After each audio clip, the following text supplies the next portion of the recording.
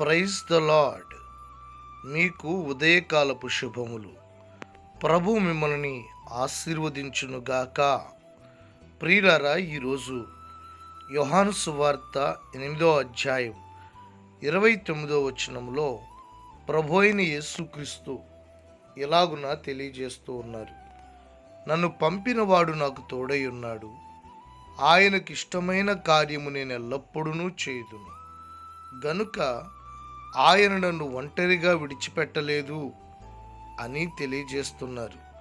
ప్రియులరా, గమనించండి, దేవుడు మనల్ని ఒంటరిగా విడిచిపెట్టకుండా మనకు తోడయుండి మన జీవితాలను ఆశీర్వదించాలని ఆయన తోడులో ఉన్న గొప్ప దీవెనలతో మేలులతో మనల్ని తృప్తిపరచాలని ఆశిస్తూ ఉన్నాడు. అయితే ఎవరైతే దేవునికి ఇష్టమైన కార్యము ఎల్లప్పుడూ చేస్తూ ఉంటారో వారితో ప్రభు తోడై ఉంటారు. వారిని ఎన్నడూ ఒంటరిగా విడిచిపెట్టరు. మనుషులు మనల్ని ఒంటరిగా విడిచిపెట్టి వెళ్ళిపోవచ్చు. ఈరోజు ఉన్న మనుషుడు రేపు ఉండకపోవచ్చు.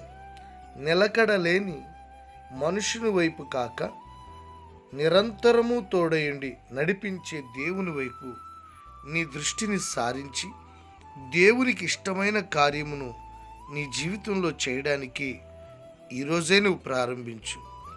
ఆయనకి ఆయాస్కరమైనవి, ఆయనకు అయిష్టమైనవి నీ జీవితంలో చేయకుండా దేవునికి ఇష్టమైన కార్యాలు చేయడానికి పూనుకొనినట్లయితే నిశ్చయంగా ప్రభు నేటి నుండి నీకు తోడయుండి నీకెదురయ్యే ప్రతి పోరాటములో జయమును అనుగ్రహించి దేవుడు నిన్ను కాపాడి నిన్ను వర్ధిల్ల చేసి ఉన్నత స్థితిలో నిలబెడతారు.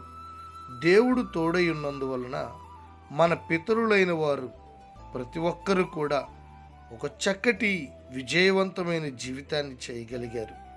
యెహోవా యోసేపునకు తోడయుండి జయము అనుగ్రహించారు, కార్యములను సఫలపరిచారు. దావీదునకు తోడయుండి గొప్ప విజయాన్ని కలుగు చేశారు. ప్రియులారా, దానియేలుకు తోడయుండి ఘనపరిచారు. ప్రభు మీతో ఉండి వర్ధిల్ల చేయనట్లు ఆయనకి ఇష్టమైన కార్యములు మీ జీవితంలో చేయండి.